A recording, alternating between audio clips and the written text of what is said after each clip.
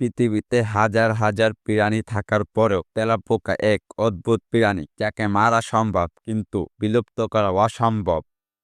এরা হাজার বছর পুরানো, যা পৃথিবীর শুরু থেকেই রয়েছে আর থাকবে ও শেষ পর্যন্ত।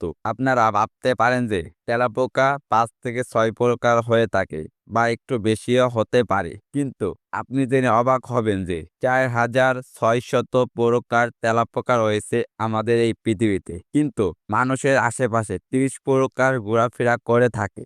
কিন্তু মানুষের জন্য 4 প্রকার তেলাপোকা ক্ষতিকর: জার্মান তেলাপোকা, আমেরিকান তেলাপোকা, পূর্বাঞ্চলীয় তেলাপোকা, বাদামি ডোরাকাটা তেলাপোকা। এদের আপনি দেখে থাকবেন অন্ধকার ও উষ্ণ জায়গায়, রান্নাঘর, বাথরুম, যন্ত্রপাতির পিছনে, ফাটল এবং আবর্জনার স্তূপে দেখা যায়। এছাড়াও হোটেল, রেস্তোরাঁ, গুদাম, একারি এবং পাবলিক টয়লেটের মতো স্থানেও এদের উপস্থিতি লক্ষ্য করা যায়। মানুষ এদের মারার অনেক চেষ্টা করেছে, কিন্তু ব্যর্থ হয়েছে পারেনি। এদের ধ্বংস করতে আসলে নিজেরা ধ্বংস হয়ে যাবে। আর আপনি যদি কোনোভাবেই সবাইকে ধ্বংস করে দেন, আর যদি ভুলবশত একজন বেঁচে থাকে, তবে আবার ভয়ঙ্কর হিসেবে ফিরে আসবে।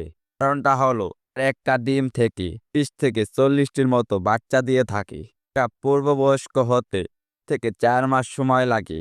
ফলে এরা সময় অনেক বিস্তার করে থাকে। এর মারা সম্ভব কিন্তু ধ্বংস করা অসম্ভব।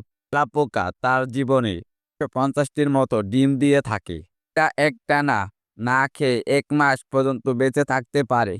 আর পানি 1 সপ্তাহ না খেয়ে বেঁচে থাকতে পারে, তা অন্য কোনো প্রাণীর ক্ষেত্রে সম্ভবই না।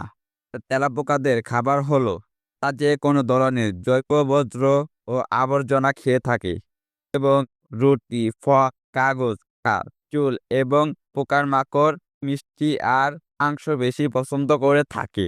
আপনি যদি এদের মাথা কেটে দেন, তাও এরা 1 সপ্তাহ পর্যন্ত বেঁচে থাকতে পারে। এরা মানুষের মতো ফুসফুস দিয়ে শ্বাস নেয় না। তাদের নিজেদের শরীরের আশেপাশে থাকা ছিদ্র দিয়ে শ্বাস নেয়।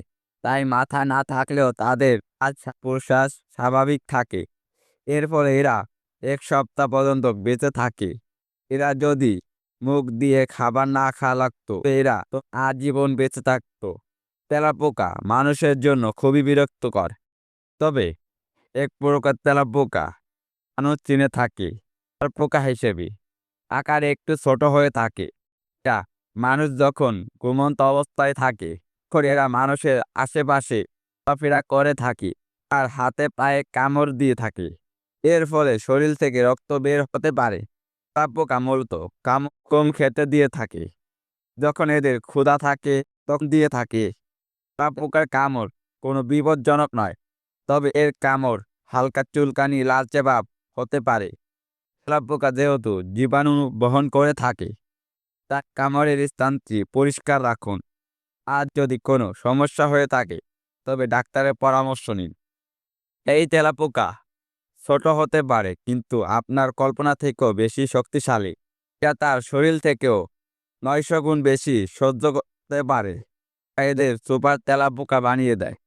মানুষ যদি তার মার পা দিয়ে পিষে ফেলে, তারপরেও মারা যায় না। আপনার মনে হতে পারে মারা গিয়েছে, কিন্তু এরা সুযোগ বুঝে আবার পালিয়ে যায়। এদের শ্বাসরোধ করে মারা আরো কঠিন। নিজেদের শ্বাসরোধ বন্ধ করে রাখতে পারে, এই জন্য মারা আরো কঠিন হয়ে যায়। তেলাপোকার ইতিহাস হাজার বছর পুরানো। বিজ্ঞানীরা বলে থাকে পৃথিবীর শুরু থেকেই রয়েছে।